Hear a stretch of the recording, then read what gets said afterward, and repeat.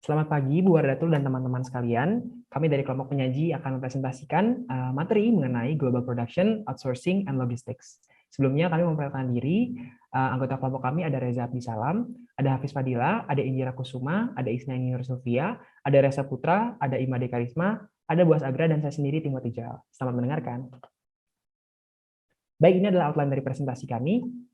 Yang pertama kami akan membahas mengenai strategi, production, and logistics. Selanjutnya kami membahas mengenai where to produce. Selanjutnya the strategic role of a foreign production site. Selanjutnya the make or buy decision. Dan yang terakhir managing a global supply chain. Kita akan masuk ke bagian pertama, yaitu strategi, production, and logistics. Jadi kalau kita berbicara mengenai bisnis internasional, perusahaan yang masuk ke ranah global itu memiliki tanggung jawab yang lebih besar dan banyak konsiderasi yang harus dilakukan. Akan ada juga pertanyaan-pertanyaan yang harus dijawab, terutama mengenai production and logistics. Gitu, mereka harus melakukan strategi apa. Pertanyaan tersebut diantaranya adalah yang pertama, di mana kegiatan produksi dilaksanakan? Apakah mereka akan melakukan kegiatan produksi di satu negara saja, sehingga mereka akan concentrated, atau mereka akan disperse atau menyebarkan kegiatan-kegiatan produksi di berbagai negara gitu. Selanjutnya, apa yang seharusnya menjadi peran strategis jangka panjang dari lokasi produksi asing? Apakah ketika faktor biaya dari satu negara di mana lokasi produksi asing itu berada, ketika meningkat gitu faktor biayanya, apakah mereka akan meninggalkan negara tersebut, pindah ke negara lain, atau ada value-value tertentu yang dipertahankan oleh perusahaan sehingga lokasi produksi asing itu walaupun economic condition yang berubah, mereka tetap stay di sana gitu. Dan selanjutnya, haruskah perusahaan memiliki aktivitas produksi asing atau lebih baik mengalihkan aktivitas tersebut ke vendor independen? Selanjutnya, bagaimana seharusnya rantai pasokan yang tersebar secara global itu dikelola? Dan apa peran teknologi informasi berbasis internet dalam pengelolaan logistik global? Karena kita tahu bahwa teknologi informasi dalam era ini sangat berpengaruh dalam berbagai aspek dan juga mempengaruhi biaya dari perusahaan gitu. Selanjutnya, haruskah perusahaan mengelola logistik global itu sendiri atau haruskah mereka mengalihdayakan manajemen keperusahaan yang berspesialisasi dalam aktivitas ini? Baik, kita akan langsung masuk ke dalam pengertian dasar dari production and logistics. Production sendiri adalah kegiatan yang terlibat dalam menciptakan suatu produk. Nah, produk di sini itu bukan hanya produk fisik, tapi juga bisa jasa. Memang dalam presentasi ini kita akan lebih fokus ke dalam produk fisik. Selanjutnya ada logistics, yaitu aktivitas yang mengontrol transmisi bahan fisik atau material fisik melalui value chain, dari pengadaan, melalui proses produksi, dan akhirnya didistribusikan. Dan kalau kita ngomongin production and logistics, dua hal ini sangat berkorelasi gitu ya.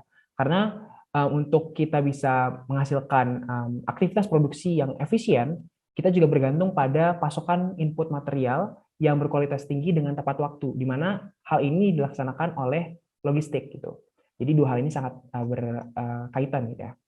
Dan ada dua tujuan strategis utama dari production and logistics dari bisnis internasional atau perusahaan internasional. Yang pertama adalah lower cost, di mana di sini kita berusaha untuk merendahkan biaya dan kita di sini menyebar lokasi perusahaan itu ke berbagai negara sehingga aktivitas satu bisa diproduksi dengan murah di negara ini dan aktivitas lainnya bisa di negara yang lainnya gitu dengan harga yang paling murah, yang paling efisien.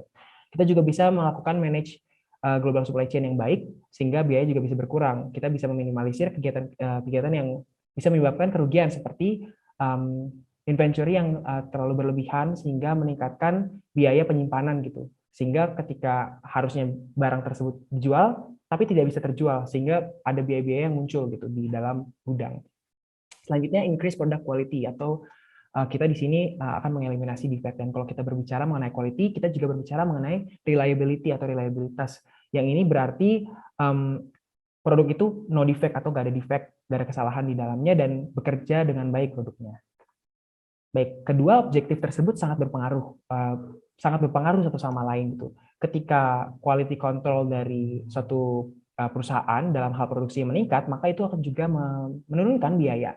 Ketika performance reliability meningkat, maka productivity juga akan meningkat karena kita tidak perlu memperhatikan produk-produk yang defect itu waktu kita nggak terbuang di sana gitu. Selanjutnya defect yang rendah juga menurunkan rework dan scrap cost atau biaya barang yang sisa gitu. Dan selanjutnya ketika defect-nya sedikit, maka kualitas barangnya baik sehingga warranty cost juga menurun karena konsumen kita tidak banyak mengklaim garansi atau warranty. Dan ini selanjutnya berimbas kepada lower manufacturing cost dan lower service cost, yang selanjutnya berimbas kepada peningkatan profit yang menguntungkan bagi perusahaan. Nah, kita tahu kalau increase reliability itu decrease cost. Dan untuk kita bisa meng-increase reliability, kita punya tool yang namanya Six Sigma, salah satu toolnya. Tapi sebelum kita bahas Six Sigma, kita akan bahas dasar dulu, yaitu Total Quality Management. Nah, Total Quality Management ini adalah sebuah sistem yang dikemukakan oleh konsultan-konsultan di Amerika, di mana mereka mengemukakan bahwa manajemen itu harus menganut filosofi bahwa kesalahan, cacat, dan bahan berkualitas buruk itu tidak dapat diterima dan harus dihilangkan gitu.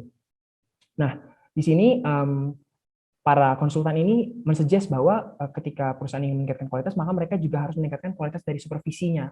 Jadi supervisor ini harus memiliki banyak waktu dengan karyawan sehingga mengetahui apa yang kira-kira menjadi masalah di masa depan gitu. Selanjutnya, perusahaan juga perlu untuk membentuk environment yang membuat karyawan nggak takut untuk report problem. Selanjutnya, perusahaan bisa melatih karyawan untuk melakukan skill baru sehingga adopt to changes. Dan yang tidak kalah penting juga, perusahaan harus mengencourage setiap stakeholder untuk punya komitmen dalam hal kualitas ini. Karena untuk menghasilkan kualitas yang baik, komitmen dari segala sisi harus ada gitu. Selanjutnya kita akan bahas Six Sigma, di mana Six Sigma ini adalah turunan dari TQM, dan ini adalah filosofi berbasis statistik yang bertujuan untuk mengurangi cacat, meningkatkan produktivitas, menghilangkan pemborosan, dan memangkas biaya-biaya perusahaan. Jadi dalam Six Sigma ini, kita berusaha untuk menghasilkan 99,99966% akurasi dari proses produksi kita, sehingga dalam 1 juta produk hanya 3,4 yang defect. Memang ini sangat sulit, sehingga banyak perusahaan yang tidak dapat melakukan Six Sigma. Baik, pertumbuhan standar internasional itu memusatkan perhatian yang lebih besar pada peningkatan kualitas produk. Dan ini dibuktikan dengan keberadaan ya standarisasi dari kualitas yang berskala global, seperti ISO 9000. Dan di European Union, ketika perusahaan mau masuk ke EU Marketplace, mereka harus memiliki standarisasi ini. Jadi standarisasi ini menyebabkan adanya pacuan gitu untuk perusahaan meningkatkan kualitasnya untuk bisa reach the standard gitu. Jadi ini sangat baik gitu standarisasi ini keberadaannya. Nah, selain penurunan cost dan peningkatan kualitas, perusahaan itu juga dalam hal fungsi produksi dan logistik ini ingin gitu supaya mereka bisa mengakomodir permintaan dari daya tanggap lokal. Seperti ada satu negara yang sudah ditargetkan penjualan ke sana, maka fungsi produksi dan logistiknya harus mampu untuk menyesuaikan dengan keinginan kebutuhan lokal gitu. Dan selanjutnya, perusahaan juga ingin produksi dan logistiknya itu mampu merespon dengan cepat pergeseran permintaan pelanggan. Dan kedua ini adalah additional objektif dari international business dalam hal produksi dan logistik. Sekian presentasi dari saya, akan dilanjutkan oleh teman saya. Terima kasih.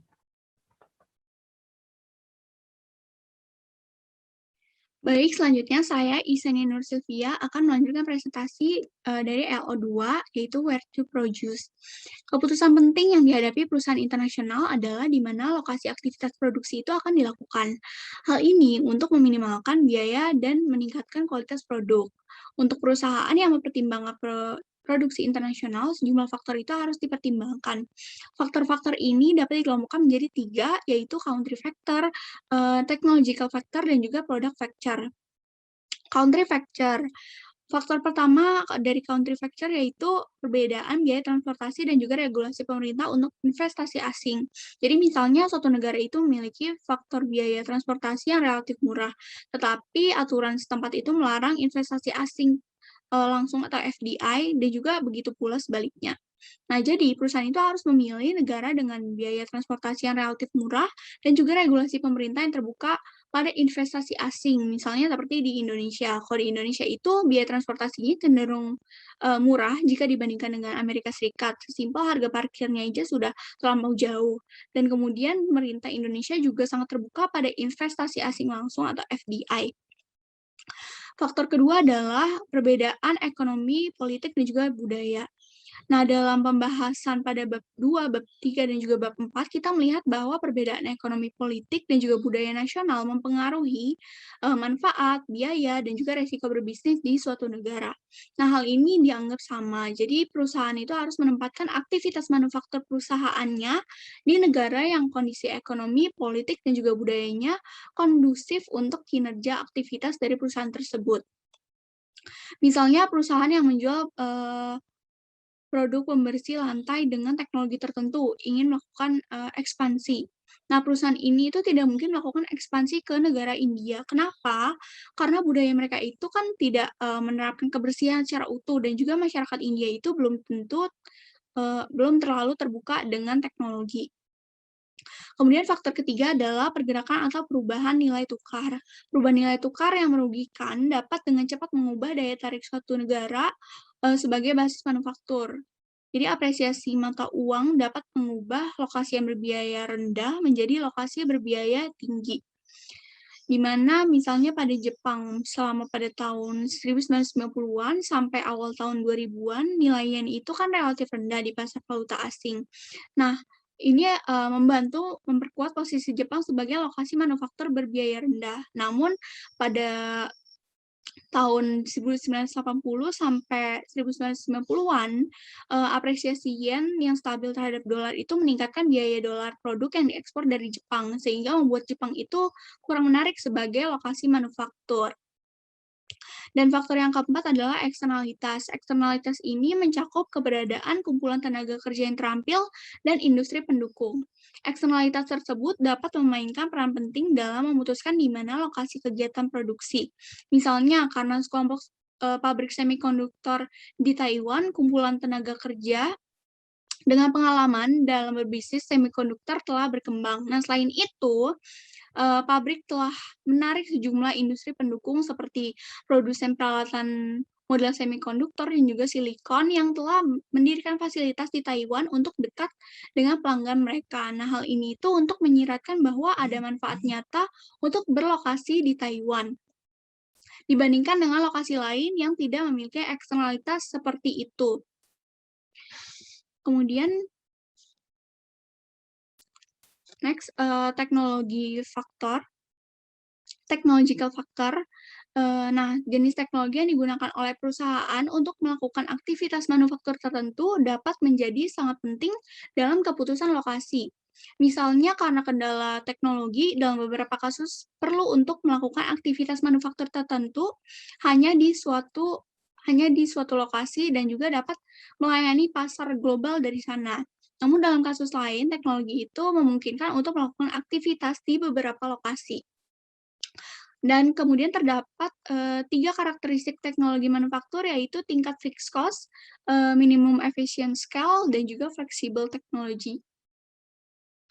Yang pertama, kita membahas fixed cost atau biaya tetap. Nah, seperti yang telah dijelaskan pada bab 13, dalam beberapa kasus biaya tetap ini untuk mendirikan pabrik produksi sangat tinggi, sehingga perusahaan itu harus melayani pasar global dalam satu lokasi atau dari beberapa lokasi.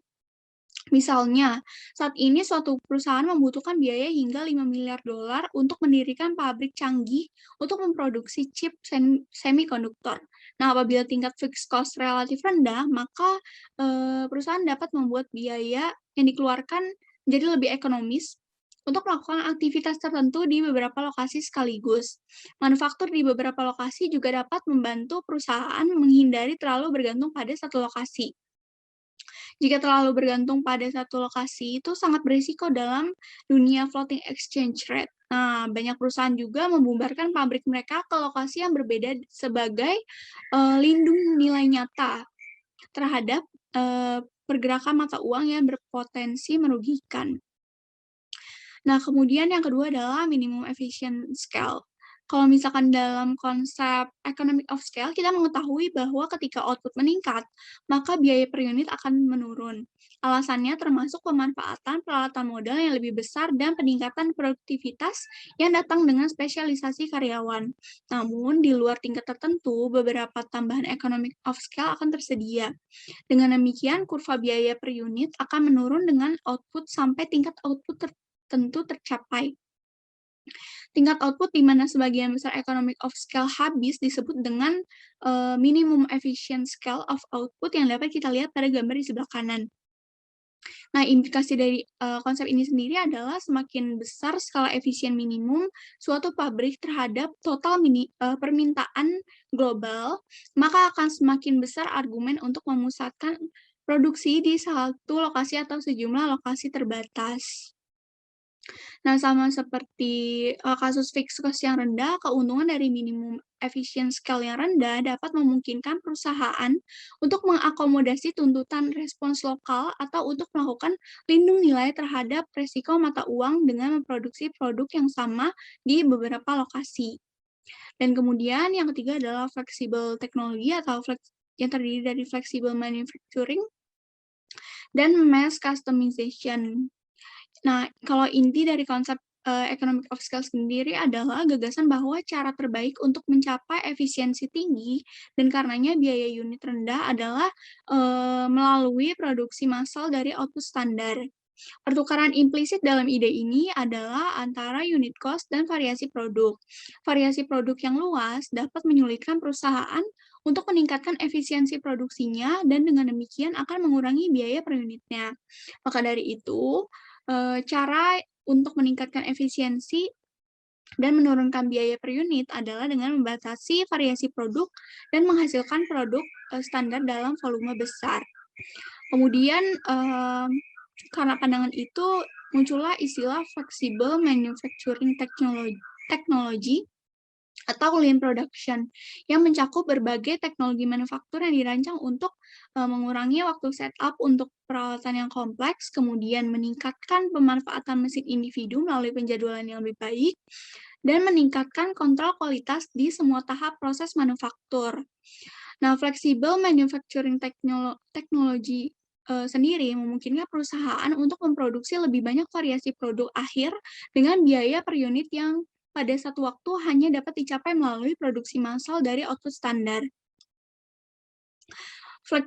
Penelitian menunjukkan adopsi flexible manufacturing technology dapat meningkatkan efisiensi dan biaya unit yang lebih rendah relatif terhadap apa yang dapat dicapai dengan produksi massal dari output standar. Sementara pada saat yang sama, memungkinkan perusahaan untuk menyesuaikan penawaran produknya ke tingkat yang jauh lebih besar daripada yang pernah diperkirakan.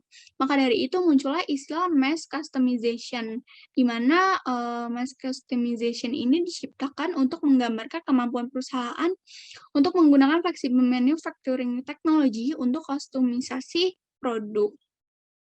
Salah satu contoh paling terkenal dari flexible manufacturing technology adalah sistem produksinya Toyota, di mana sistem ini telah dipuji karena menjadikan Toyota itu sebagai perusahaan mobil yang paling efisien di dunia. Sistem manufacturing fleksibel ini dikembangkan oleh salah satu insinyur perusahaan Toyota, yaitu Taiichi Ohno. Selain meningkatkan efisiensi dan menurunkan biaya, teknologi manufaktur yang fleksibel memungkinkan perusahaan untuk menyesuaikan produk dengan permintaan kelompok konsumen yang kecil dengan biaya yang pada satu waktu itu hanya dapat dicapai dengan produksi massal output standar. Dengan demikian, teknologi membantu perusahaan mencapai mass customization yang dapat meningkatkan daya tanggap langganan dan juga dapat menyesuaikan produk untuk pasar nasional yang berbeda. Kemudian ketika flexible manufacturing technology tersedia, perusahaan dapat memproduksi produk yang sesuai untuk berbagai pasar nasional di satu pabrik yang berlokasi di lokasi yang optimal, sehingga perusahaan itu tidak perlu lagi membangun fasilitas manufaktur di setiap pasar nasional utama untuk menyediakan produk yang memuaskan selera dan juga preferensi konsumen tertentu. Baik, sekian presentasi dari saya, selanjutnya akan dilanjutkan oleh teman saya. Oke, selanjutnya saya Reza Abdisalam akan melanjutkan presentasi yang sebelumnya telah disampaikan oleh teman saya. Di sini saya akan menjelaskan tentang product factors. Jadi, terdapat dua fitur produk yang mempengaruhi keputusan pemilihan lokasi. Yang pertama adalah products value to weight ratio. Nah, products value to weight ratio ini diartikan sebagai rasio harga atau nilai barang terhadap berat dari barang tersebut yang biasanya dinyatakan dalam satuan kilo atau pounds. Nah, products value to weight ratio ini penting untuk dipertimbangkan karena berpengaruh signifikan terhadap biaya transportasi. Contoh produk yang memiliki value to weight ratio yang tinggi adalah obat-obatan dan komponen elektronik seperti prosesor dan RAM. Nah, dua jenis produk ini memiliki harga yang tinggi namun dengan bobot yang relatif ringan. Produk yang memiliki value to weight ratio yang tinggi memiliki nilai transportation cost yang rendah dalam komponen total biaya. Nah, jenis produk yang memiliki value to weight ratio yang tinggi sebaiknya diproduksi pada satu pasar atau sedikit lokasi yang optimal. Dalam artian tuh berada di tengah-tengah gitu dan melayani permintaan pasar global dari lokasi tersebut. Sedangkan contoh dari produk yang memiliki value to weight ratio yang rendah adalah gula rafinasi, lalu ada cat, dan juga ada produk minyak bumi. Tiga jenis produk ini memiliki harga yang tinggi, namun dengan bobot yang relatif berat. Hal tersebut menyebabkan jenis produk ini memiliki nilai transportation cost yang tinggi dalam komponen total biaya. Nah, jenis produk yang memiliki value to weight ratio yang rendah sebaiknya dibuat di beberapa atau banyak lokasi yang dekat dengan pasar utama untuk mengurangi biaya transportasi. Fitur produksi lain yang dapat mempengaruhi keputusan pemilihan lokasi adalah apakah produk tersebut melayani kebutuhan yang universal atau tidak. Nah, kebutuhan universal di sini diartikan sebagai kebutuhan yang sama di seluruh dunia.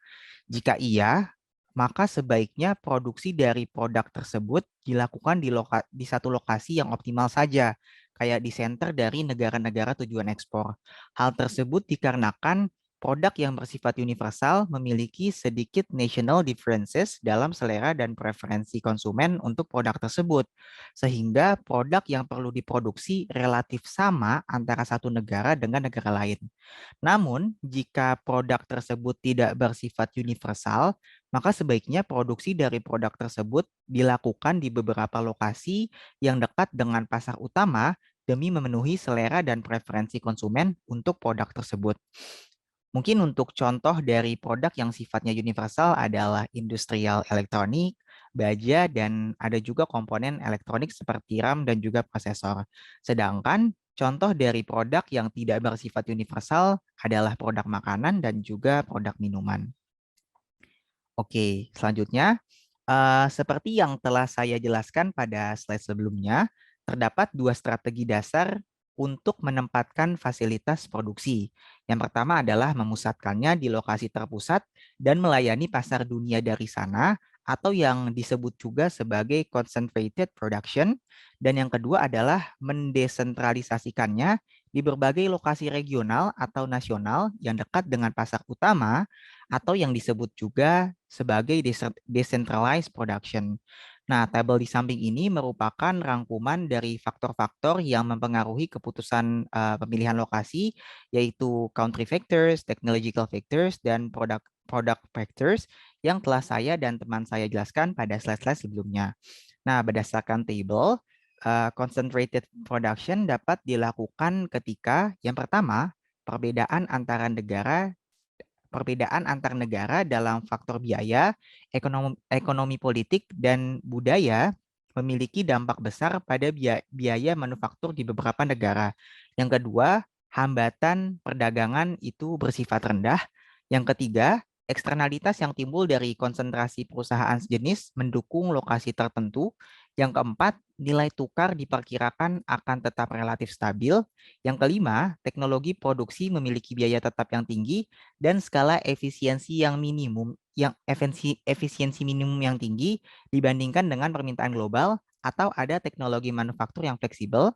Yang keenam, produk memiliki value to weight ratio yang tinggi, dan yang terakhir atau yang ketujuh, produk dapat melayani kebutuhan universal, atau dalam kata lain, tidak terdapat perbedaan preferences antara negara satu dengan negara yang lain. Sedangkan concentrated production dapat dilakukan ketika yang pertama, perbedaan antar negara dalam faktor biaya, ekonomi politik, dan budaya tidak berdampak besar pada biaya manufaktur di berbagai negara. Yang kedua, hambatan perdagangan bersifat tinggi. Yang ketiga, eksternalitas lokasi tidak penting. Yang keempat, volatilitas nilai tukar dapat diperkirakan. Yang kelima, teknologi produksi memiliki biaya tetap yang rendah dan skala efisiensi minimum yang rendah, dan teknologi manufaktur yang fleksibel tidak tersedia. Yang keenam, produk memiliki value to weight ratio yang rendah, dan yang ketujuh, produk tidak melayani kebutuhan yang universal, atau dalam kata lain, terdapat perbedaan yang signifikan dalam selera dan preferensi konsumen di antara negara-negara konsumen. Lalu selanjutnya, terdapat beberapa hidden cost dari penerapan foreign location. Hidden cost tersebut antara lain, yang pertama adalah tingkat employee turnover yang tinggi. Nah, tingkat employee turnover yang tinggi ini terjadi ketika suatu perusahaan multinasional membuka pabrik atau perusahaan di suatu negara dengan demand produk yang besar namun dengan suplai tenaga kerja yang terbatas. Mungkin contohnya dapat dilihat dari ekspansi Microsoft ke India, di mana demand terhadap programmer di India itu sangat tinggi, sehingga banyak pekerja di sana yang merasa kalau jasa mereka tuh sangat dibutuhkan. Alhasil, mereka atau pekerja-pekerja di India, programmer-programmer di India ini seringkali mencari pekerjaan baru yang dapat memberikan gaji kepada mereka yang lebih tinggi dibandingkan dengan gaji saat ini. Lalu yang kedua adalah low productivity. Nah, low productivity ini terjadi ketika perusahaan yang berasal dari negara dengan tenaga kerja berproduktivitas tinggi melakukan ekspansi bisnis ke negara dengan tenaga kerja berproduktivitas rendah. Misalnya saja, ada perusahaan Amerika melakukan produksi di Indonesia. Nah, dikarenakan kualitas SDM Indonesia masih tergolong rendah, maka bisa jadi perusahaan Amerika tersebut akan mengalami low productivity dikarenakan ketidakmampuan tenaga kerja di Indonesia menghasilkan output pada tingkat yang sama dengan tenaga kerja di Amerika. Lalu yang ketiga adalah poor product quality, di mana poor product quality ini biasanya terjadi karena terdapat ketidakmampuan perusahaan dalam melakukan pengawasan terhadap produksi produk yang dilakukan di negara lain. Nah, kondisi ini dapat diperparah dengan perbedaan kualitas SDM di antara dua negara tersebut. Akibatnya apa? Akibatnya hal ini dapat menimbulkan terjadinya perbedaan standar kualitas yang nantinya akan berdampak pada kualitas produk yang buruk atau yang disebut juga poor product quality. Gitu teman-teman. Untuk selanjutnya akan dilanjutkan oleh teman saya. Terima kasih. Silakan, saya Imani Karisma. Sekarang ini saya akan menjelaskan the strategic role of foreign production site. Nah, pada bab ini dijelaskan bahwa ketika perusahaan ingin berekspansi ke pasar global, tak jarang ia membuka pabriknya di luar negeri. Dengan awal niatnya itu karena upahnya yang murah gitu, seperti di benua Asia Tenggara, Asia Selatan, Afrika, dan Amerika Selatan. Namun seiring berjalannya waktu, pabrik-pabrik yang berada di luar negeri ini tidak hanya sebagai tempat produksi saja atau tempat kerja karya padat saja, namun juga bisa menjadi pemain kunci. Di sana kita juga bisa dapat meredesain ulang, memanfaatkan kualitas tenaga kerja di sana, dapat juga sebagai tempat penelitian R&D di negara investasi tersebut. Nah, sehingga seiring berjalannya waktu, upah itu bukan menjadi faktor yang sangat utama lagi. Ada juga dari infrastruktur, terus dari perdagangan, dan dari teks. Kalau dari kelengkapan infrastruktur yang ada, misalnya kita tahu kalau misalnya di Indonesia ada kawasan industri, terus investor bakal ingat bahwa kalau secara fisik itu ada nggak sih misalnya pelabuhan, terus jalan yang bagus atau enggak gitu. Kalau pada trade regime atau kebijakan perdagangan di negara tersebut open terbuka tidak buat investasi asing gitu. Misalnya Indonesia kan lebih terbuka misalnya dibanding dengan Korea Utara. Lalu ada aturan pajak misalnya, tentu negara yang ramah pajak bagi pengusaha bakal lebih akan diminati oleh investor karena ingin mendapatkan keuntungan gitu kan. Nah, kasus keberhasilan pada ini terbukti pada perusahaan XP yang membuka cabangnya di Singapura. Dan kalau kita ketahui sendiri, XP itu adalah perusahaan yang berasal dari California, Amerika Serikat. Jadi dibuat oleh dua orang partner, yaitu Bill Hewlett dan juga Dave Packard pada tahun 1939. Nah, perusahaan ini tuh perusahaan di bidang teknologi informasi. Produknya yang kita ketahui ada komputer, laptop, printer, dulu mungkin kalkulator, ada juga keyboard dan misalnya mouse dan lain-lain.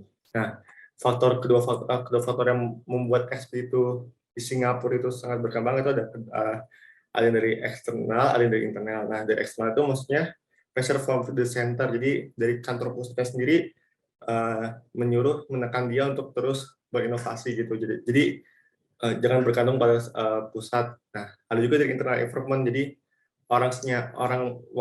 tenaga kerja yang berasal dari Singapura sendiri yang emang mereka mau belajar gitu untuk berkembang. bahwa tidak perlu bergantung pada orang pusat. Nah, yang pertama Fashion Product Center, tekanan dari pusat yaitu Amerika Serikat untuk memperbaiki struktur biaya dan menyelesaikan produk dengan permintaan konsumen di berbagai negara, khususnya di wilayah Asia. Nah, ini ditekankan di Asia karena tentunya dibanding orang Amerika yang perlu meneliti behavior orang-orang Asia, kenapa tidak orang Singapura sendiri yang lebih dekat gitu. Kan saya kayak kita tahu dengan budaya ketimuran, ya, kita kan Singapura secara geografis lebih dekat dengan Asia, jadi tentunya lebih mudah. Sedangkan dan di Asia sendiri pasarnya sangat besar gitu, jumlah penduduknya sangat banyak, tentunya akan bermanfaat bagi tidak hanya bagi home country tapi juga bagi host country yaitu Singapura sendiri.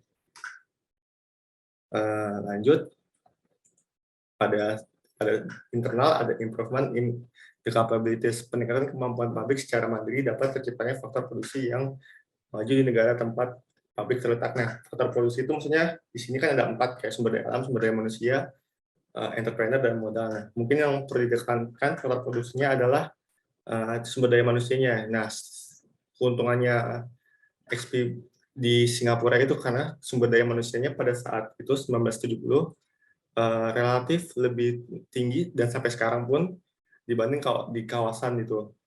Jadi, nah orang-orang Singapura yang ingin terus belajar dan berkembang membuat ekspedisi Singapura itu berjaya pada masanya. Nah, kalau kita timeline-nya nih, perkembangan pasar di Singapura di awal tahun 1960, pada akhir tahun 1960-an, ketika XP melihat-lihat di mana sih negara yang pantas buat mereka investasikan gitu kan. Nah, akhirnya pada 1970-an awal dia menetapkan Singapura. Padahal Singapura sendiri gajinya itu sangat tinggi dibanding kawasan regional UMR-nya. Namun kalau dibandingkan lagi relatif masih lebih rendah dibanding ya di United States atau di Kanada gitu. Jadi sehingga sudah XP memutuskan untuk membuka pabriknya pertama di sana. Nah, di 1973 awalnya XP cuma mengasih tugas buat membuat kalkulator gitu. Jadi ibaratnya kasarnya doang gitu. Masih proses desain dan lainnya masih di Amerika. Namun karena adaptasi orang Singapura yang sangat cepat, makanya XP mempercayakan produksinya meluas itu, tidak hanya pada kalkulator, namun ada juga keyboard, komputer, terus ada dan tentunya ada printer juga. Nah, oleh makin berkembangnya itu sampai pada tahun 1980-an Singapura mendesain ulang produknya. Para insinyur Singapura berhasil mengurangi produksi HP41C sebesar 50%. Nah, kan dengan begitu itu meningkatkan profit dari XP secara keseluruhan kan. Nah, menggunakan kemampuan yang dari fasilitas Singapura, kemudian membuat XP dari Amerika itu semakin percaya, dari pusat itu semakin percaya terhadap Singapura gitu. Jadi hingga semakin luas kewenangan di Singapura itu diberikan dari Amerika Serikat kepada Singapura. Jadi pasar Asia itu benar-benar dipegang oleh Singapura. Dan tahun 1990, habis Singapura memikul tanggung jawab tambahan, terutama di bidang Index Business Printer dengan mendesain ulang DeskJet 505. Nah, sebenarnya pada LO ini kita dapat melihat ke negara kita sendiri, kan negara kita banyak sekali investasi asing dari yang datang. Namun kita ketahui bahwa isunya biasanya kita hanya pekerja yang biasa saja, kayak buruhnya saja, tenaga asing yang pintar-pintar dari sana gitu. Nah, ini bisa kita manfaatkan dengan bisa meningkatkan kualitas penduduk kita biar sama seperti Singapura gitu. Jadi kita dapat tidak hanya sebagai market doang, kita bisa dapat menjadi pelakunya juga kan. Jadi tenaga-tenaga profesional kita bisa dapat kita dayakan gitu. Jadi tentunya yang kita harapkan XP Singapura itu menjadi contoh yang baik buat kita gitu sebagai perusahaan di Indonesia untuk mengembangkan potensinya tersebut. Terima kasih.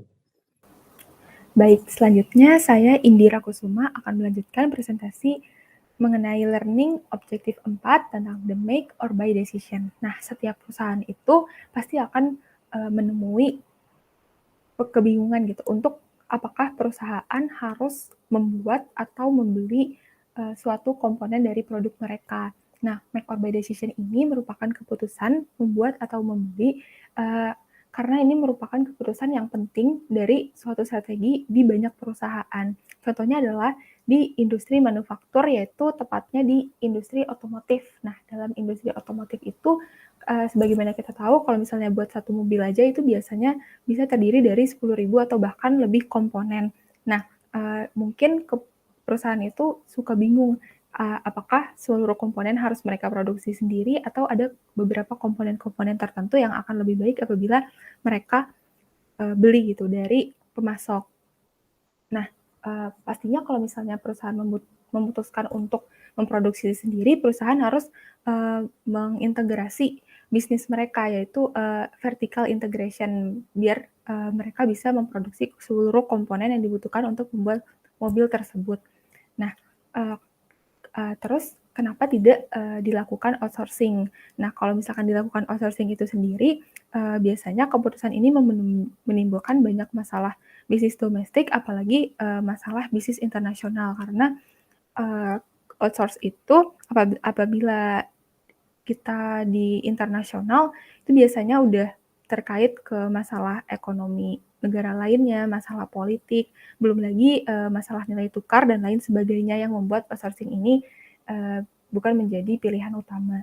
Nah, terus apa aja sih advantage dari perusahaan apabila mereka mengintegrasikan bisnis mereka secara vertikal atau ya intinya mereka membuat seluruh kebutuhan mereka itu sendiri gitu secara internal. Yang pertama itu ada lowering cost atau mereka bisa menurunkan biaya produksi mereka, karena kan biasanya kalau misalnya mereka produksi sendiri dalam jumlah yang banyak, tentu produksi itu akan semakin efisien sehingga biaya yang dibutuhkan juga semakin sedikit. Nah, selain itu hal ini tuh biasanya emang cocok untuk perusahaan-perusahaan yang mereka tuh udah tahu gimana cara memproduksi komponen, kalau dalam otomotif tadi, komponen atau produk-produk yang efisien sehingga bisa mencapai penurunan biaya itu. Nah, terus yang kedua adalah memfasilitasi investasi khusus. Nah, apa sih investasi khusus? Aset khusus atau investasi khusus itu merupakan aset yang nilainya bergantung pada hubungan di antara dua entitas. Jadi, kalau dalam hal ini berarti di antara perusahaan dan pemasok. Contohnya saja, misalnya ada perusahaan Ford, dia tuh pengen mengembangkan bisnis kayak bahan bakar yang benar-benar baik gitu untuk mobil keluarannya. Jadi bahan bakarnya tidak merusak mesin, terus hemat, kualitas tinggi, tapi juga harganya terjangkau. Nah, untuk menciptakan bahan bakar ini, perusahaan Ford tuh masih bingung apakah dia harus benar-benar ciptain bisnis baru atau dia beli aja gitu dari pemasok. Nah, biasanya apabila terjadi hubungan antara pemasok dan juga perusahaan Ford ini akan timbul ketidakpercayaan. Jadi kalau misalnya pemasok menyetujui ajakannya Ford untuk bikin bahan bakar itu, perusahaan pemasok tuh biasanya takut kayak nanti Ford, dia tuh perusahaan pemasok yang mendirikan jenis bahan bakar ini cuman bisa menjual barangnya untuk Ford, karena kan jenis bahan bakar ini emang khusus untuk mobil Ford tadi kan. Jadi dia takut perusahaan Ford bisa memainkan harga seenaknya. Begitu juga dengan Ford. Ford itu takut kalau misalnya kan Ford itu jadi tergantung banget nih sama si pemasok. Takutnya pemasok juga seenaknya terhadap perusahaan Ford. Jadi mereka tuh sama-sama tidak percaya. Nah, daripada untuk menghindari ketidakpercayaan ini akan lebih baik jika Ford mengintegrasikan bisnisnya secara vertikal atau memproduksi sendiri jenis bahan bakar yang diinginkannya. Terus yang kedua itu untuk melindungi hak milik teknologi produk. Jadi biasanya kemampuan untuk memproduksi barang secara efektif dan efisien itu dimiliki oleh suatu perusahaan dan itu merupakan competitive advantage dari perusahaan tersebut. Nah, apabila kita membeli gitu atau mengakuisisi, meng-outsource lah suatu proses bisnis kita kepada pemasok atau perusahaan lainnya, itu bisa jadi keahlian atau teknologi-teknologi kita tuh dicuri sama mereka. Jadi kita kehilangan competitive advantage kita. Nah, apabila kita semuanya proses produksi dilakukan secara internal, itu kan akan lebih menjamin ya hak milik teknologi produk dari perusahaan. Nah, yang keempat adalah mengumpulkan kemampuan dinamis. Kemampuan dinamis di sini berkaitan dengan skill. Jadi, ketika suatu perusahaan memutuskan untuk memproduksi komponen-komponen yang mereka butuhkan itu sendiri, nah itu mereka akan memiliki pengalaman, kayak pengalaman produksi. Dari pengalaman-pengalaman itu bisa menciptakan suatu proses produksi yang efektif dan efisien. Nah, setelah proses yang efektif dan efisien ini sudah tercapai, perusahaan akan punya skill atau kemampuan dinamis ini yang bisa membedakan mereka dengan para kompetitor lainnya. Nah, yang perlu diperhatikan adalah memang perusahaan tuh jangan sampai hanya memperhatikan keuntungan jangka pendek aja dengan meng-outsource, tapi perusahaan tuh kehilangan teknologi mereka, kehilangan competitive advantage yang berupa skill tadi, experience mereka, dan lain-lain. Sementara dalam jangka panjangnya itu tidak baik untuk perusahaan. Itu yang penting untuk diperhatikan oleh setiap perusahaan yang akhirnya memutuskan untuk outsource. Nah, yang terakhir adalah improving scheduling. Improving scheduling ini terkait dengan, karena kan kalau misalnya kita melakukan outsource, itu pasti ada perbedaan waktu, perbedaan jam kerja, budaya, dan lain-lain. Kalau di scheduling ini terkait dengan perbedaan waktu. Kalau misalkan semuanya kita lakukan sendiri, kita bisa memenuhi demand atau permintaan, proses produksi juga benar-benar berjalan sesuai dengan jadwal dari company kita gitu, tanpa ada schedule yang terhambat atau terganggu karena outsource tadi. Nah, terus selanjutnya ada the advantage of buying. Kalau dari buying sendiri, keuntungan yang pertama adalah strategic flexibility. Di sini adalah fleksibilitas strategis ketika kita meng-outsource suatu proses bisnis ke negara lain, tapi tiba-tiba misalnya di negara tersebut lagi ada konflik politik, ekonomi, atau konflik yang lainnya, kita bisa secara fleksibel gitu memindahkan outsource kita ke negara lain yang lebih aman gitu. Jadi kita tidak tergantung kepada satu pemasok aja. Jadi bisnis bisa tetap berjalan. Nah, yang kedua itu lowering cost. Sebenarnya lowering cost itu kenapa sih ada di buying juga? Tadi kan ada di make, kita bisa lowering cost. Nah, kenapa ada di buying juga? Karena terkadang kalau kita buat sendiri itu malah bisa meningkatkan biaya kalau tidak dikelola dengan benar gitu. Nah, contohnya saja, kalau misalnya kita memproduksi barang tidak bisa menghasilkan secara efektif dan efisien sehingga volumenya dikit. Nah, sementara kan kalau kita ingin mengintegrasi bisnis kita secara vertikal, pasti akan lebih banyak cost yang dikeluarkan, terus sub-bisnis unitnya jadi lebih banyak, terus koordinasi yang dibutuhkan lebih banyak. Nah, koordinasi yang dibutuhkan lebih banyak itu juga akan meningkatkan cost kan. Nah, apabila tidak terjadi secara efisien dan efektif, maka akan lebih baik jika perusahaan membeli saja dari pemasok dibanding mereka memproduksi secara internal.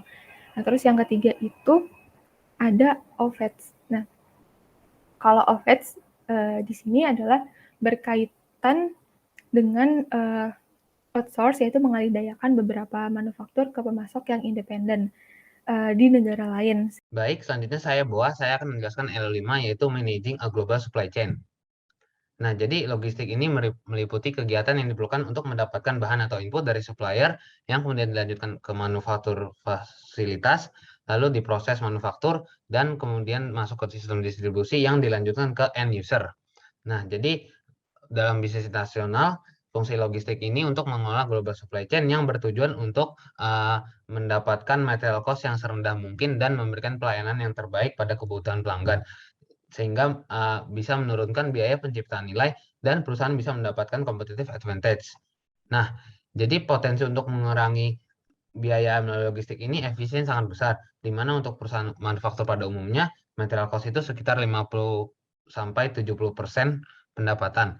Nah, jadi itu juga tergantung pada industrinya, juga bahkan pengurangan kecil dalam material cost ini berpengaruh sangat besar pada profitabilitas perusahaan. Nah, juga menurut suatu perkiraan, bagi perusahaan yang memiliki pendapatan sebesar $1 juta, itu memiliki return on investment itu sebesar 5%, dan juga material cost-nya ini sebesar 50% dari sales revenue. Juga untuk meningkatkan total laba sebesar $15.000 itu bisa dicapai dengan adanya peningkatan sales revenue sebesar 30% dan pengurangan material cost sekitar 3%. Nah, juga di market yang jenuh itu lebih mudah untuk mengurangi material cost dibandingkan meningkatkan sales revenue. Nah, lalu dalam manage global supply chain ini ada yang namanya konsep just-in-time inventory yang dipelopori oleh perusahaan Jepang pada tahun 1960 sampai 1970-an. Nah, jadi JIT ini memiliki konsep yaitu buatlah hanya produk yang diminta, ketika diminta, dan dalam jumlah yang diminta.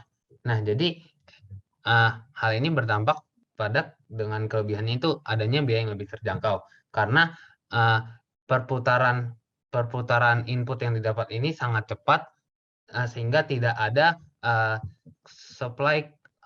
kelebihan supply yang didapat oleh perusahaan karena begitu produk diminta langsung dimasukkan proses produksi sehingga modal yang diperlukan untuk biaya penyimpanan gudang ini cenderung tidak ada. Jadi biayanya lebih terjangkau dan resiko kelebihan supply ini juga berkurang. Juga dengan adanya JIT ini input produksi itu bisa lebih berkualitas karena input yang didapat itu langsung masuk ke proses manufaktur dan tidak disimpan sehingga bisa langsung dimonitor apakah ada input yang rusak atau tidak. Jadi apabila ada yang rusak itu bisa langsung diantisipasi. Berbeda dengan sistem tradisional yang menyimpan suku cadang selama berminggu-minggu yang dimana memiliki model yang lebih dan resiko input yang rusak itu lebih besar. Nah, juga JIT ini juga memiliki kekurangan yaitu yang pertama supply cadangan tidak tersedia dan adanya ketidaktepatan waktu.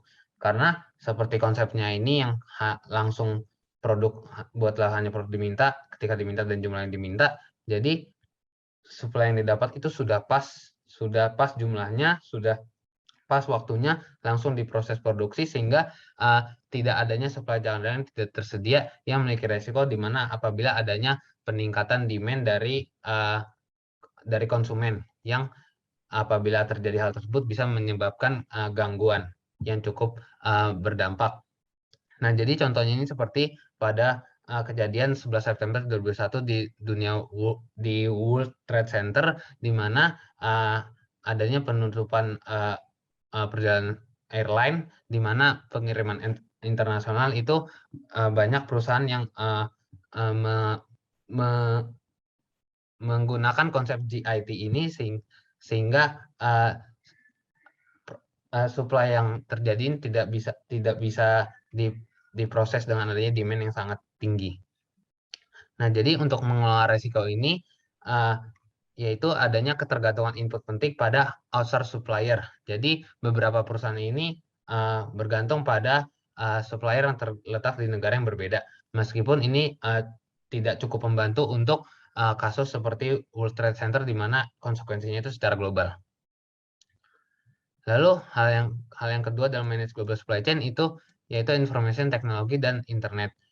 Jadi web-based information system ini memiliki peranan penting dalam manajemen material modern, di mana dengan adanya penempatan komponen supply chain yang tepat, maka sistem informasi itu bisa mempercepat produksi yang dibutuhkan untuk komponen yang dibutuhkan perusahaan sehingga bisa lebih cepat diantar ke pabrik.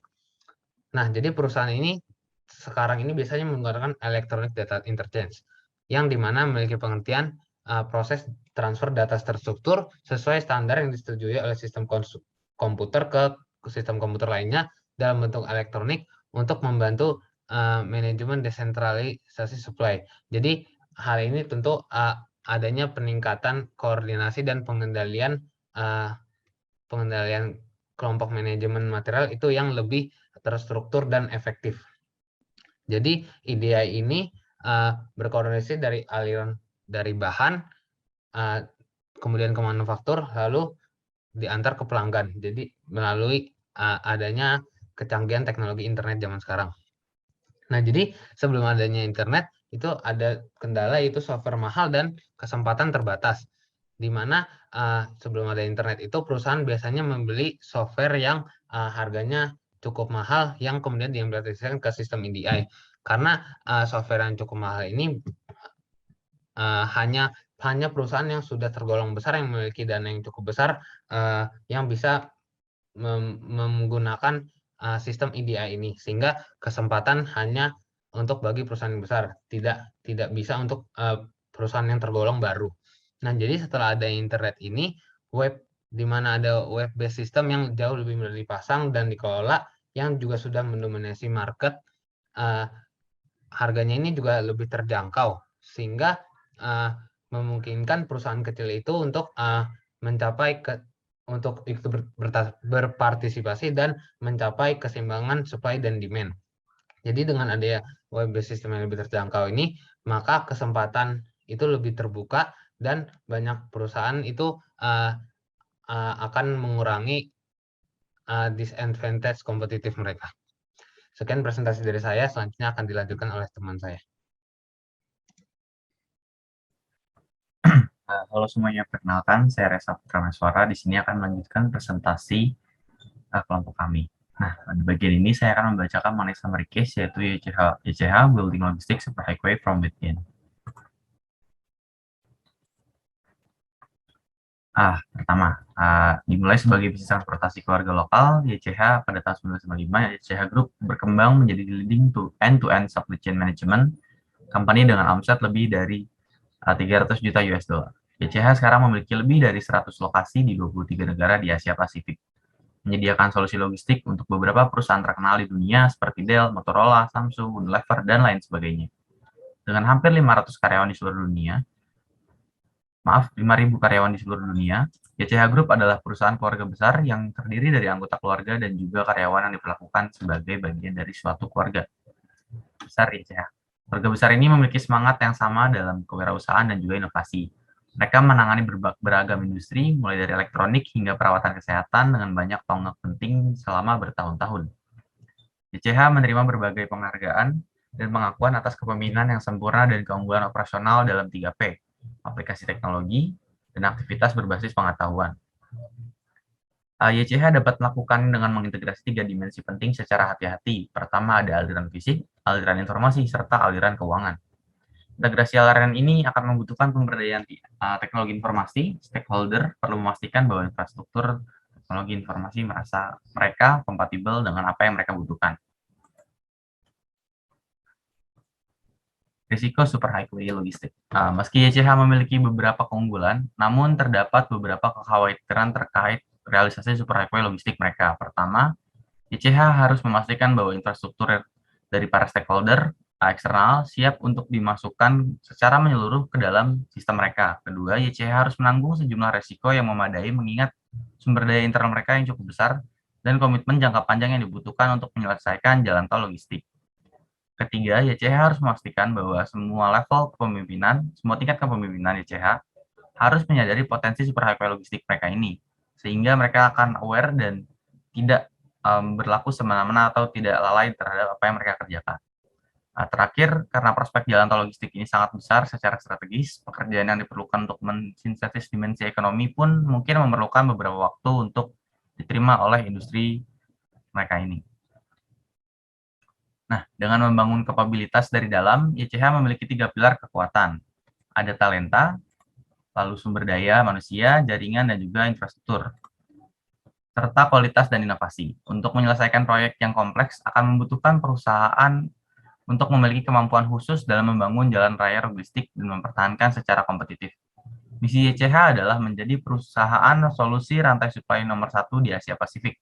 Mereka mencoba membangun ke dalam jaringannya dan memperluas ke China dan juga kota-kota tingkat kedua serta ketiga di India.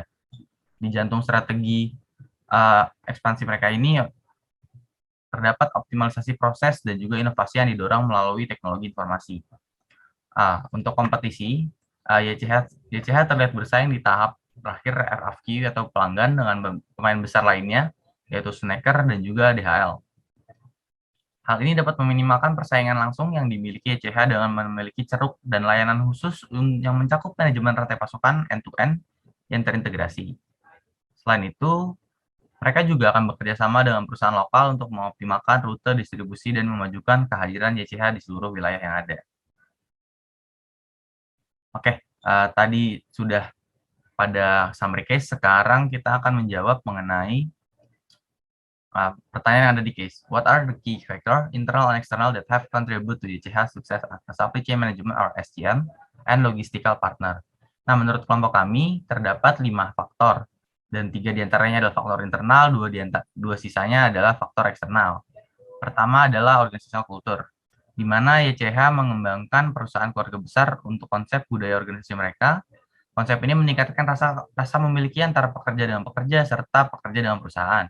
Bahkan YCH memiliki sebuah panggilan khusus kepada anggotanya, yaitu YCIS, untuk meningkatkan rasa kebersamaan di antara mereka dengan nilai khas yang mereka tetapkan. YCH juga mendorong kewirausahaan serta inovasi dalam perusahaan mereka. Karena itu, mereka memberdayakan karyawan mereka untuk melakukan segala macam bentuk upaya kemajuan kewirausahaan. Komitmen mereka yang kuat kepada karyawan telah melembagakan rasa identitas dan persatuan yang kuat di antara para YCIS ini. Oleh karena itu, YCH juga memiliki sebuah filosofi perusahaan, yaitu RISE, yang artinya adalah atau merupakan singkatan dari Reliability, Integrity, Sincerity, and Enterprise, di mana perusahaan mengharapkan karyawan dapat diandalkan, bertindak dengan integritas, lalu digunakan untuk membimbing mereka mencapai keunggulan operasional, tetapi juga digunakan dalam sistem penilaian dan juga promosi mereka. Aspek lainnya adalah sistem komunikasi mereka yang terbuka, yang melibatkan staf yang lebih muda dan memberdayakan akuntabilitas dan pengambilan keputusan yang didukung oleh struktur organisasi mereka yang datar.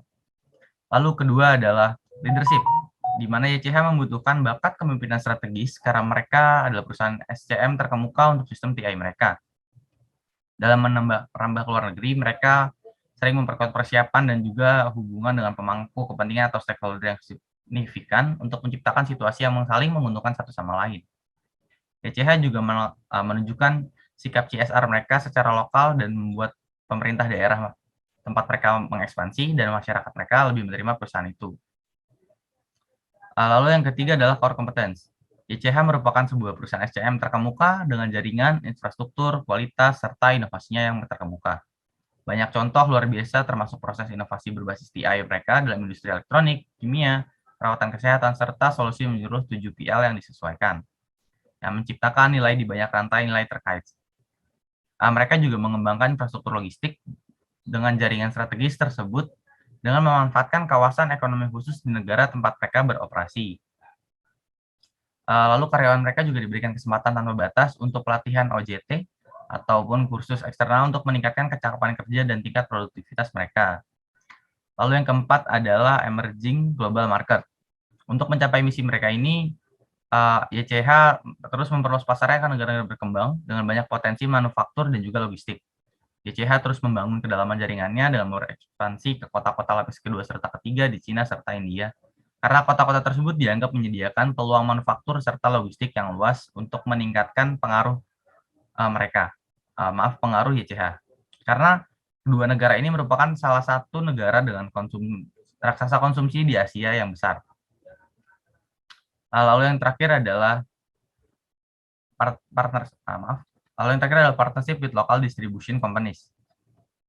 YCH telah mengembangkan apa yang disebut sebagai strategi kemitraan last mile. Dalam strategi ini, YCH bermitra dengan mitra logistik lokal yang lebih kecil dari mereka, tentu saja, untuk mengoptimalkan rute distribusi mereka dengan memajukan kehadirannya di seluruh kawasan. Strategi ini juga memungkinkan YCH untuk membantu perusahaan lokal yang lebih kecil ini berkembang dan menangkap lebih banyak nilai-nilai dalam rantai nilai logistik dan menjadi lebih mampu untuk bersaing di industri ini. Strategi ini bermanfaat bagi YCH karena mengintegrasikan banyak perusahaan logistik yang dapat membantu membangun efisiensi dalam jaringan distribusi global mereka. Sekian yang dapat saya sampaikan. Selanjutnya akan disampaikan oleh teman saya. Baik, berikutnya akan dilanjutkan oleh saya, Muhammad Hafiz Fadila. Pada saat ini saya akan menjelaskan tentang pertanyaan nomor 2, yaitu faktor apa saja yang mendukung pertumbuhan YCH di luar regional Asia, dan apa saja tantangan yang YCH hadapi. Jadi secara global, pertumbuhan YCH ini telah didukung oleh perkembangan teknologi yang muncul. YCH melihat momentum perkembangan teknologi sebagai peluang untuk menjadi yang terdepan dari para pesaing mereka. Hal ini mereka mulai dengan cara menggunakan teknologi di dalam kegiatan operasi bisnis mereka. Lalu, oleh karena itu, hal ini membantu YCH untuk mengembangkan bisnis mereka secara lebih jauh dengan cara mengintegrasikan beberapa faktor seperti aliran benda fisik, aliran informasi, dan aliran keuangan. Lalu utilisasi teknologi juga membuat YCH selangkah lebih maju dibandingkan para pesaingnya, khususnya di Asia, di mana kota-kota lapis kedua dan ketiga di Cina dan India juga menyediakan ruang manufaktur dan logistik yang besar, karena kedua negara tersebut adalah dua negara paling konsumtif di Asia, sehingga meningkatkan pertumbuhan pasar YCH di wilayah tersebut. Selain itu, melalui teknologi, YCH dapat menawarkan core competence mereka melalui paket layanan khusus yang menyediakan end-to-end supply chain management bagi konsumen. Lalu untuk tantangannya sendiri, tantangan pertama yang dihadapi oleh YCH adalah risiko peningkatan biaya operasional dalam logistik dan juga tenaga kerja karena adanya ketidakpastian kondisi ekonomi negara yang dituju. Berikutnya juga terdapat risiko bottleneck di pos pemeriksaan imigrasi. Sebagai perusahaan manajemen rantai pasokan yang membantu pengiriman produk ke seluruh dunia, YCH akan banyak berurusan dengan imigrasi atau bea cukai di setiap negara. Proses imigrasi di setiap negara mungkin saja memakan waktu yang lama agar barang bisa masuk ke dalam negara tersebut. Jadi untuk berurusan dengan imigrasi, artinya YCH harus berurusan dengan masalah politik di setiap negara juga. Setiap negara cenderung memiliki regulasi politik yang berbeda di dalam kegiatan ekspor maupun impor barang, yang berarti YCH perlu mengetahui apa yang boleh dan tidak boleh dilakukan untuk setiap negara. Dengan globalisasi, sebagian besar negara masih memiliki peraturan yang sangat ketat mengenai ekspor dan impor, dan hal tersebut dapat memperpanjang waktu pengiriman barang. Hal ini tuh sangat umum untuk beberapa barang terjebak di imigrasi, sehingga menyebabkan bottleneck tadi. Dan keterlambatan pengiriman juga berisiko terjadi dan mengakibatkan inefisiensi biaya karena adanya waktu clearance yang lebih lama. Begitu pula dengan clearance time yang lebih lama, maka kemungkinan besar pelanggan itu akan merasa tidak puas dan akan berisiko untuk beralih ke kompetitornya. Lalu selain masalah bottleneck, juga terdapat tantangan di dalam kepemimpinan YCH. Jadi Robert Yap ini menyadari bahwa dia tidak bisa menjadi CEO YCH selamanya. Jadi sudah selayaknya akan ada seseorang yang perlu menggantikannya pada akhirnya gitu. Penggantian inilah yang membuat YCH bermasalah karena kemungkinan penerusnya tidak dapat mengelola YCH dan juga tidak bisa meneruskan rencana ekspansi YCH yang diusung oleh Robert Yap. Selain itu, penerus baru juga mungkin tidak bisa memimpin perusahaan sebaik pemimpin lamanya. Karena YCH ini merupakan bisnis keluarga, Robert telah menegaskan bahwa penggantinya ini mungkin bukan berasal dari keluarganya. Jadi Robert mencoba memisahkan urusan bisnis dan juga urusan pribadi, yang berarti siapapun yang cocok akan memenuhi syarat untuk mengisi posisi tersebut dan menjadi penggantinya.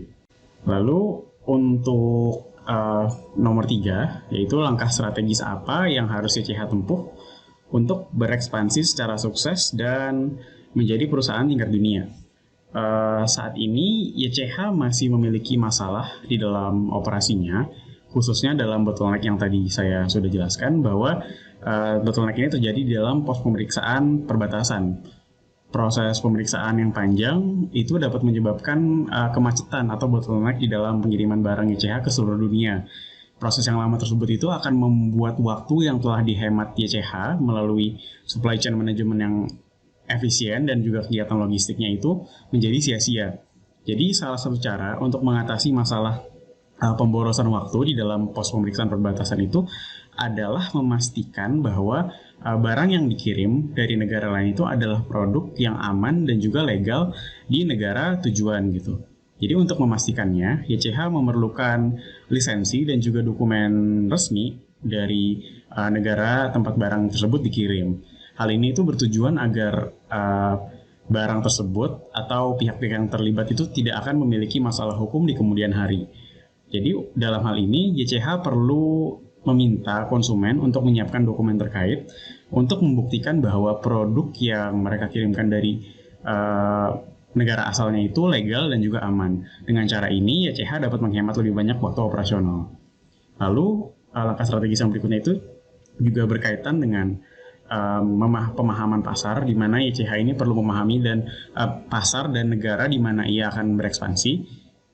YCH itu sendiri telah berhasil melakukan pemahaman ini di regional Asia dan menjadi salah satu perusahaan logistik terbaik di Asia. Akan tetapi saat ini perubahan terjadi secara dinamis, apalagi khususnya karena globalisasi, di mana perubahan ini dipengaruhi oleh banyak aspek baru dibandingkan saat YCH memulai kesuksesannya di Asia. Oleh karena itu, YCH harus melakukan penelitian lebih mendalam untuk memilih negara mana yang mereka akan jadikan tujuan ekspansi, dan juga negara mana yang lebih baik untuk mereka pilih sebagai destinasi mereka untuk mengembangkan bisnisnya. Selain itu, dengan melakukan penelitian tersebut, mereka juga akan memperoleh keuntungan sebagai first mover di negara-negara tujuan dan juga menjangkau negara-negara dengan akses yang sulit gitu. Mereka bisa menggunakan teknologi seperti AI dan juga drone untuk melakukan pemecahan masalah akses yang sulit. Lalu terakhir, terdapat masalah leadership shortage pada top manajemen YCH. Jadi untuk melanjutkan rencana ekspansi Robert ini, YCH sebaiknya membuka kesempatan bagi orang dari eksternal perusahaan untuk memimpin, karena talenta baru dari luar perusahaan itu akan dapat memberikan manfaat kepada perusahaan dalam bentuk kinerja dan hasil yang memuaskan dibandingkan hanya dari sumber internal. Oleh karena itu, YCH perlu membuka kesempatan bagi talenta baru dari eksternal agar ekspansinya ke negara lain menjadi lebih mudah dari sebelumnya. Sekian dari kelompok kami, kurang lebihnya mohon maaf. Terima kasih.